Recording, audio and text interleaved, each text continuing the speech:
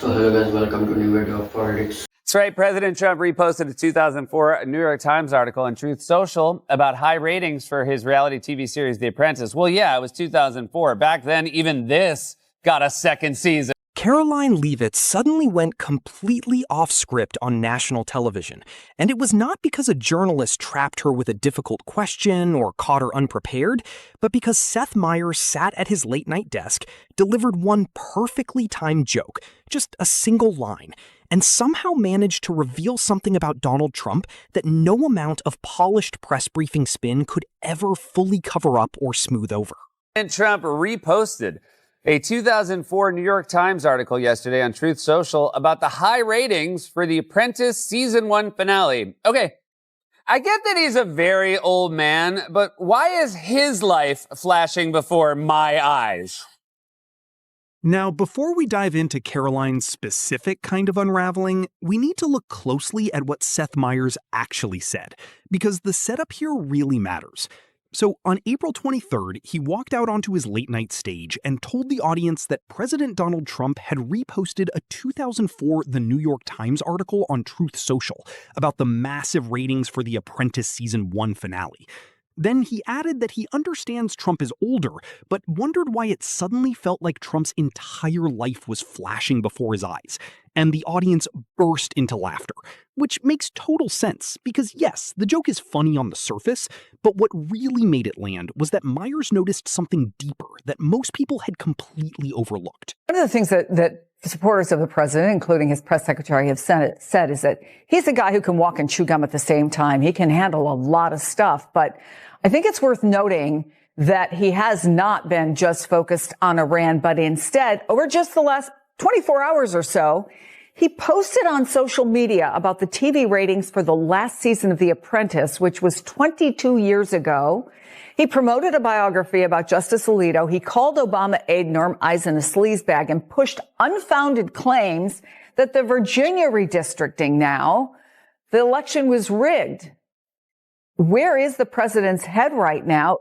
Let me lay out the full situation, because context is everything here.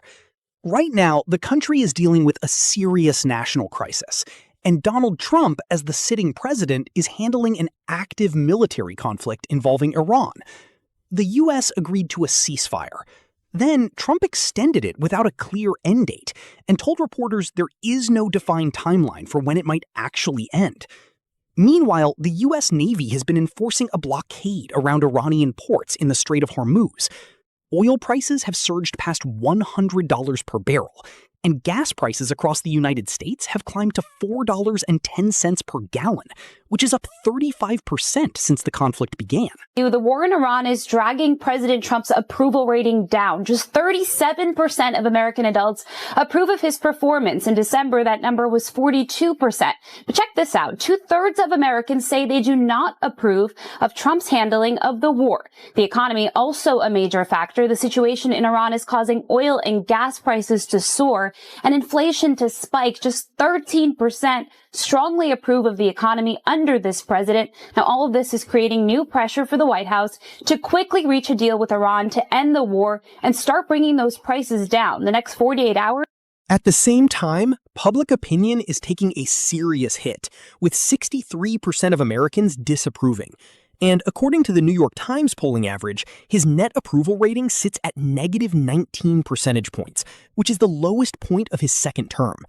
Among independent voters, his approval has dropped to 28% from 39% when he first took office, and 8 out of 9 major polls tracked by CNN show his numbers stuck in the 30s. So this is not just a temporary dip, but a steady and ongoing loss of public trust.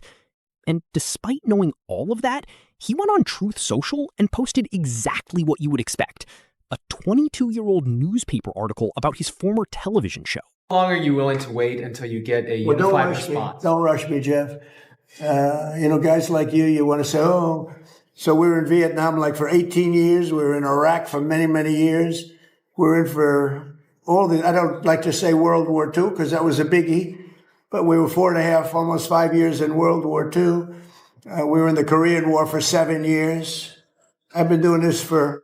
Now, to be clear, it was not only that Apprentice article. Within a single 24-hour period, Donald Trump made 35 separate posts on Truth Social. 35 in just one day. And within that flood of posts, he also shared material about a biography of Justice Alito, brought up old election fraud claims that date back years, and revisited arguments most people had already moved on from. And right in the middle of all that noise, like a strange time capsule from another era, was that the New York Times article celebrating the ratings of The Apprentice finale. Not a policy discussion from 2004 or a national security issue, but a simple television review from more than 2 decades ago. Man is on tilt. He sounds like... Alright, so here is what really happened. So trust me, this is wild. Seth Meyers did not just make a joke. He basically exposed something deeper about Donald Trump TV.